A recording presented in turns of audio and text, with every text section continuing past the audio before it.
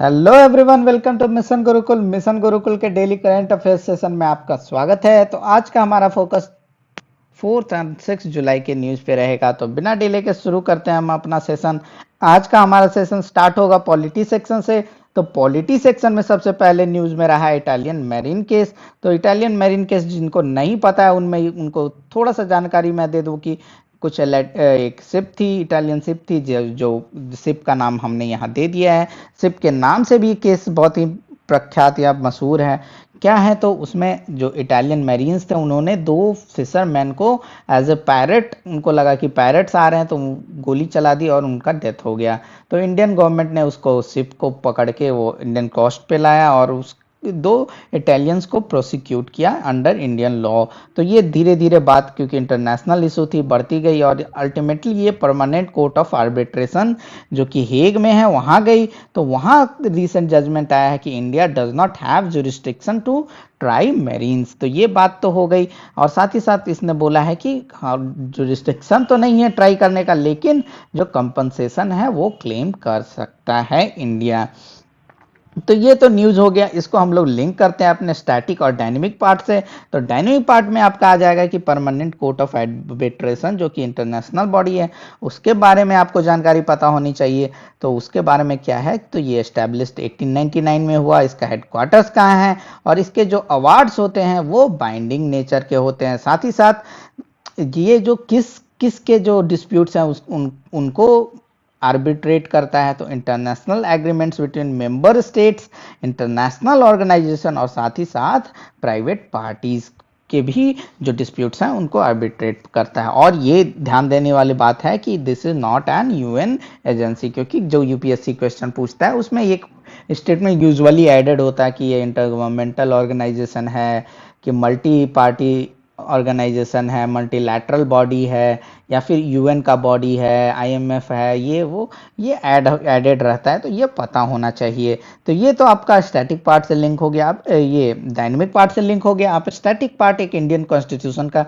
Article 51 है जो कि बात करता है promotion of international peace and security. इससे लिंक कर लेते हैं। तो इसमें ये स्टेटमेंट भी सही है, ये स्टेटमेंट भी सही है, ये स्टेटमेंट भी सही है। ये तीनों आपके आर्टिकल 51 के पार्ट है। साथ ही साथ ये भी आपका आर्टिकल 51 का पार्ट है, लेकिन यहाँ पे एडजुडिकेशन नहीं बल्कि आर्बिट्रेशन है। और जब हम लोग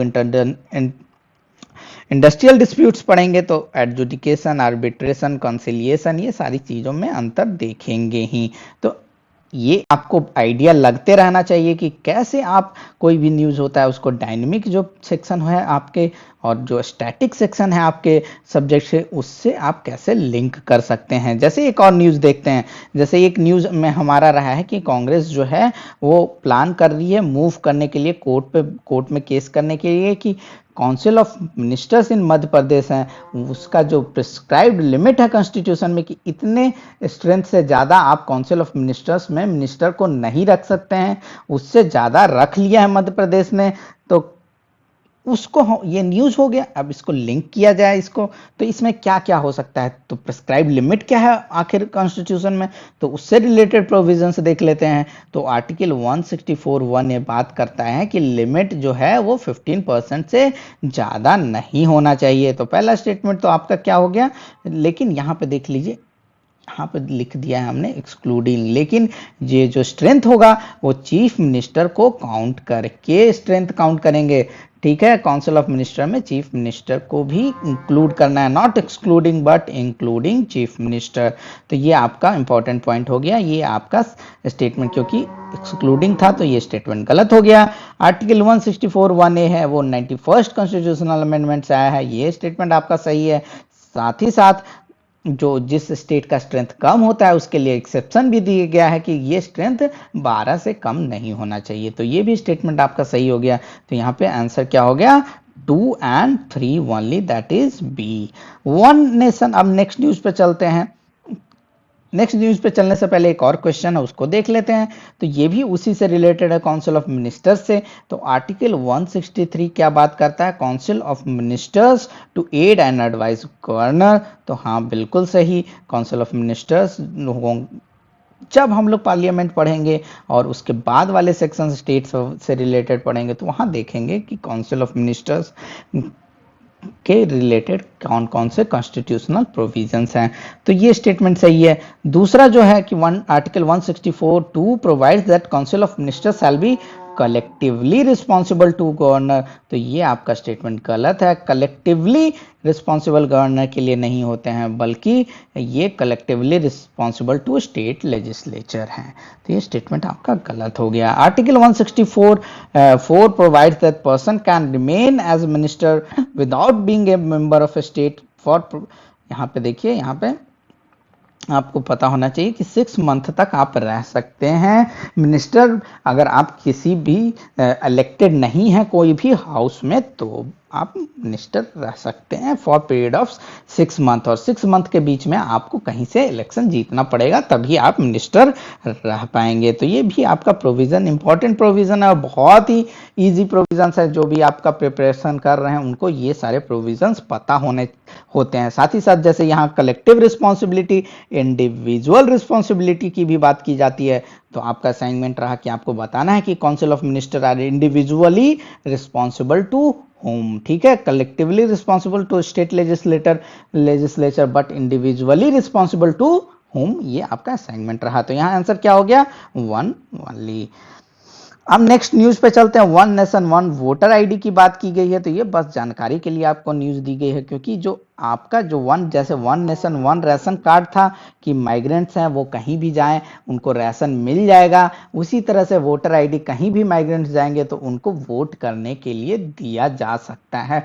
तो इस पे विचार विमर्श चल रहा है, अभी कोई कंक्रीट चीजें नहीं आई है, तो बस आपको जानकारी के लिए हमने ये दे दिया है। आप इसको 2-3 लाइन पढ़ लीजिएगा, लेकिन यहाँ पे जो इम्पोर्टेंट एक बात है वो हमने लिख दिया है कि पहले बाय वोटिंग जो इलेक्शन कमीशन ऑफ इंडिया ने अलाउ किया था बाय पोस्टल बैलेट्स कुछ लोगों को अपना वोट डालने के लिए, तो वो यहाँ पे डला हुआ है, और उसी लाइन में ये बात चल रही है कि माइग्रेंट वर्कर्स को भी ऐसा कुछ दिया जाए। तो ये आप पढ़ लीजिए, इसमें ज़्यादा कुछ फैक्ट्स हैं नहीं, बस ये जानकारी के लिए है। नेक्स्ट में चलते हैं हम लोग साइंस सेक्शन में। तो कोवैक्सीन जो कि Hyderabad based Bharat biotech limited ने उसको अप्रूवल मिल चुका है कि ह्यूमन ट्रायल्स कर सकते हैं, और ऐसा डेडलाइन है कि 15 अगस्त तक ये मे बी ये वैक्सीन अगर सक्सेसफुल होता है तो आपके कंट्री में आ सकती है। तो ये आपका कोवैक्सीन इंपॉर्टेंट है, इसको आप ध्यान में रखिए। साथ ही साथ भारत बायोटेक लिमिटेड ये बहुत ही ज़्यादा न्यूज़ में आ रहा है, तो ये आपको पता होना चाहिए। कवासाकी डिजीज न्यूज़ में रहा है। क्यों न्यूज़ में रहा है? क्योंकि इसके जो सिम्टम्स हैं वो आपके कोविड-19 से मिलते जुलते हैं। जैसे कि अगर ये 5 इयर्स ओल्ड जो बच्चे हैं उनसे कम के एज में अगर ये कवासाकी डिजीज होता है तो उसका जो सिम्टम्स है वो बिल्कुल कोविड-19 से मिलता है। तो क्या क्या सिम्टम्स होते हैं? तो ये यूजुअली बच्चों को इफेक्ट करते हैं। इसमें रेड आइज, रैसेस, क्या होता है इसमें ब्लड वेसल जो है वो इन्फ्लेटेड हो जाते हैं। इसमें कांस्टेंट हाई फीवर रहता है मिनिमम 5 डेज के लिए, और डिजीज जो आपका हार्ट को भी इम्पैक्ट करते हैं। It is an immunological reaction, यानी कि जो आपका इम्यून सिस्टम है वो खुद के सेल्स को अटैक करने लग जाता है, तो वो इम्यूनोलॉजिकल आपका रिएक्शन बोला जा सकता है। और किस चीज़ से होता है? इन्फेक्शन से, वायरस से, ये सब अभी तक इसके बारे में पता नहीं चल पाया है कि किस चीज़ से ये रिलेटेड है। ये एक टाइप से अभी तक रिसर्च का टॉपिक है। अब चलते हैं इसमें इससे related which of the following एक न्यूज और भी रहा है, जो कि ड्रग डिस्कवरी हैकाथन जो गवर्नमेंट ने लॉन्च किया है। तो उससे क्या है, उसमें कौन कौन से पार्टिसिपेंट्स हैं? पार्टिसिपेंट्स के बारे में क्वेश्चन है कि कौन कौन से पार्टिसिपेंट्स हैं, तो ये यहाँ पे सारे इसके पार्टिसिपेंट्स हैं। इसका आंसर हो गया all of the above. Kawasaki disease आपको पता होना चाहिए। साथ ही साथ हमने कुछ थोड़ा सा वैल्यू एडिशन के लिए आपको दे दिया है। न्यूज़ में आपका लूनर रिकॉन्सिनियंस ऑर्बिटर जो LRO है वो आपका न्यूज़ में फिर से रहा है, जिसको हम लोगों ने पहले ही डिस्कस कर रखा है। तो ये किसका मिशन है? ये नासा का मिशन है, ये आपको पता होना चाहिए। और किस चीज़ से रिलेटेड है?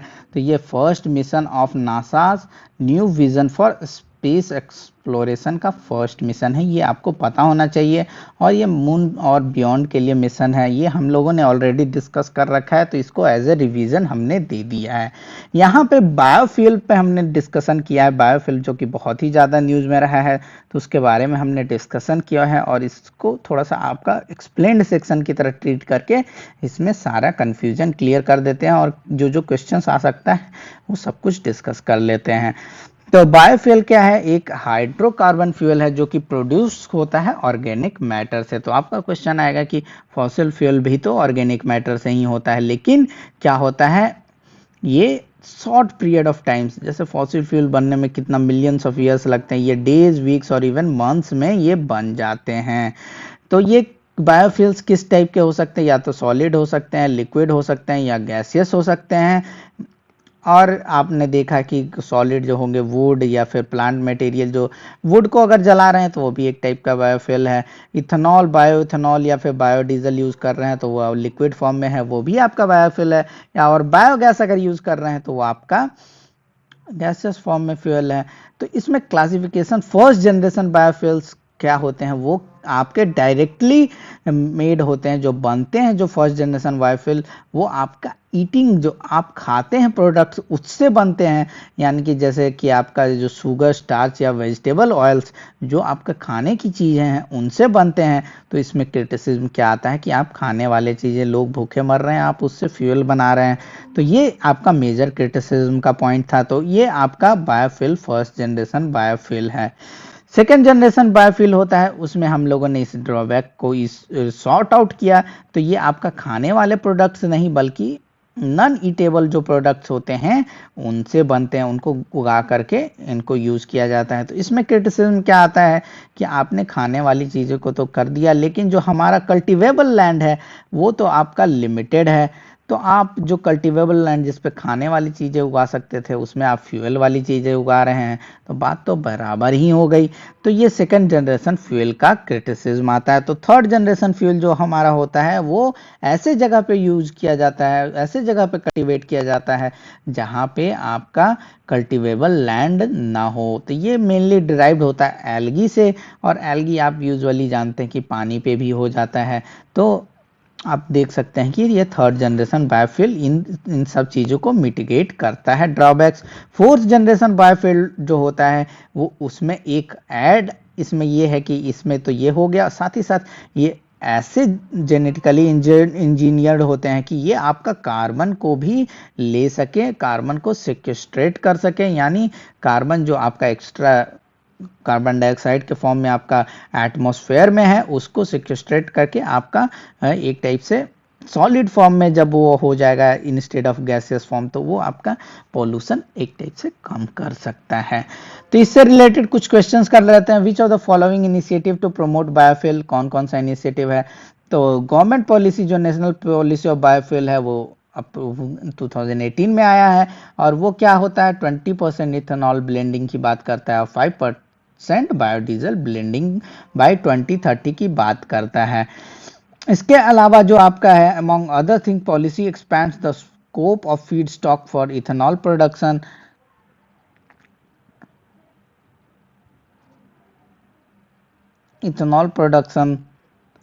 And has provided for the initiative of production of advance biofuels. तो ये भी आपका स्टेटमेंट सही है। Government has also decrease the prices of C heavy molasses based ethanol. तो यहाँ पे ये स्टेटमेंट गलत है, क्योंकि डिक्रीज नहीं किया है। क्यों? अगर आप प्राइसेस जो इथेनॉल का है उसको डिक्रीज करेंगे तो वो एक टाइप से इंसेंटिव के जगह डिसइंसेंटिव हो जाएगा। यानी आप इथेनॉल प्रोड्यूस कर रहे हैं और वो बहुत ही सस्ता बिक रहा है, तो क्यों आप प्रोड्यूस करेंगे? तो यहाँ पे डिक्रीज नहीं है, ये इंक्रीज है। ठीक है, तो ये आपका इसका आंसर क्या हो गया? D. Which generation biofuel are often called as advanced biofuel. तो ये आपका एक फैक्ट बेस्ड क्वेश्चन है। Advance biofuel second generation biofuel को बोला जाता है। करेंट एंड मिसलेनियस टॉपिक्स पे चलते हैं। इसमें ज़्यादा इंपॉर्टेंट न्यूज़ नहीं रहा है बहुत सारा, लेकिन आपको पता होना चाहिए कुछ कुछ चीज़ों के बारे में। तो यहाँ पे मेडिकल डिवाइसेस को आपका एक्ट के अंदर डाला गया है ताकि उसके प्राइसेस को कंट्रोल किया जा सके।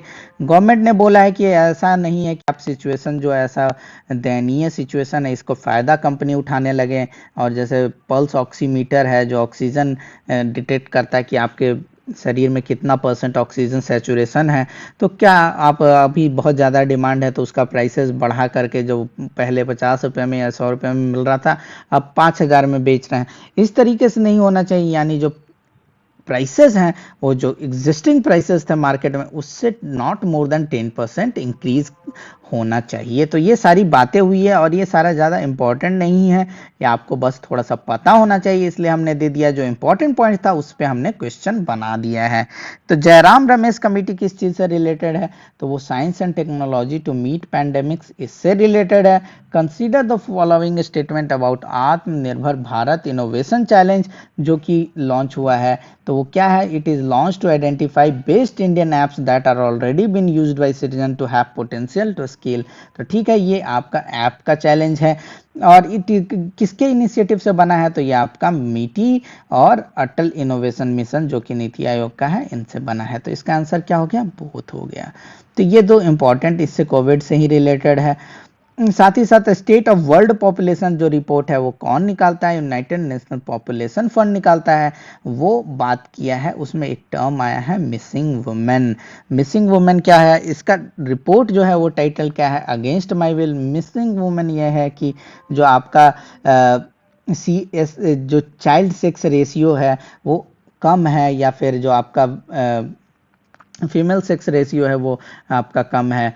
तो क्यों है कम, तो वो बोला जा रहा है कि जो मिसिंग है वुमेन जितना होना चाहिए, जैसे अगर 1000 होना चाहिए, 1000 मेन के लिए 1000 वुमेन होना चाहिए, तो वो 900 है, तो आपका 100 कम है। तो वो आपका क्या टर्म किया गया है, वो मिसिंग वुमेन टर्म किया गया है। तो ये आपका मिसिंग वुमेन, इसको आप कंफ्यूज होके कुछ दूसरा ना समझ ले, इसलिए ये इंपॉर्टेंट टर्म है, ये आप देख लें। साथ ही साथ यूनाइटेड नेशन पॉपुलेशन फंड के बारे में आपको थोड़ा सा जानकारी दे दिया गया है। इसमें सबसे इंपॉर्टेंट क्या है कि ये subsidiary organ of United nation general assembly है, और it is not supported by UN budget but supported by voluntary contribution of donor and governments. ठीक है, consider the following statement about United nation population fund. तो ये तो हमने इसी पे क्वेश्चन बना दिया क्योंकि यही दो इंपॉर्टेंट पॉइंट्स थे इसमें। बोनस सेक्शन में चलें तो मिजोरम और नागालैंड ने बैन कर दिया है सेल डॉग मीट का। कर्नाटक फॉरेस्ट डिपार्टमेंट ने लॉन्च किया है टाइम स्टैम्प्ड कार्ड सिस्टम लाएंगे जो नेशनल पार्क में गाड़ी जा रही हैं उनके लिए। सिख फॉर जस्टिस इससे रिलेटेड 40 वेबसाइट्स को इंडिया ने बैन कर दिया है। नीमू जो जगह था जहां पे प्रधानमंत्री ने जा करके भाषण दिए थे वो आपको पता होना चाहिए। वैसे थोड़े से टर्म्स जो हैं आपके न्यूज़ में आ रहे हैं। कृषि विज्ञान केंद्र क्या है, एक फार्म साइंस सेंटर है जो कि लिंक करता है Indian council of agricultural research and farmers को। करण 4 क्या है, तो एक शुगर केन का हाइब्रिड वैरायटी है। किसान रथ क्या है, जो एक टाइप का ऐप है जो कि फैसिलिटेट करेगा farmers and traders to identify suitable transport facilities for movement of farm products. ठीक है, स्टीवियोसाइड क्या है, तो एक टाइप का ये एक नेचुरल स्वीटनर है। तो देखिए ये सारे कीवर्ड्स हैं, आपको बस जब आप पहले तो पढ़ लें ये सारा, जब आप रिवीजन करेंगे तो क्या, जैसे किसान रथ आप लिख रहे हैं, जब नोट्स रिवीजन नोट्स बना रहे हैं तो कौन सा है लॉन्च्ड बाई कौन सा डिपार्टमेंट, लॉन्च डिपार्टमेंट आपने लिख दिया। और साथ ही साथ ये क्या है, फैसिलिटेट फार्मर इन ट्रांसपोर्ट, बस इतना 3 लाइन लिख दिया। जैसे स्टीवियोसाइड है ये आपने लिख दिया नेचुरल स्वीटनर। इतना ज़्यादा आपको लिखने का ज़रूरत नहीं है। इस तरह से आप नोट्स बनाएंगे तो आपको बहुत ही इजी पड़ेगा रिवीजन करने में। ये जो आपका 7-8 पेज का जो ये करंट अफेयर्स का है वो 1 पेज से ज़्यादा हो ही नहीं सकता, नॉट पॉसिबल। इवन आपका पूरा मंथ का आप इजीली कंप्रेस करके 10 पेज में आप ला सकते हैं। तो ऐसे आप अपना रिवीजन नोट्स भी बनाते रहें। एलिमेंट्स क्या है, एक countries first indigenous develop social media super app बोला जा रहा है कि एकदम सुपर ऐप। और किसने? श्री रविशंकर प्रसाद का आर्ट ऑफ लिविंग फाउंडेशन ने इसको बनाया है।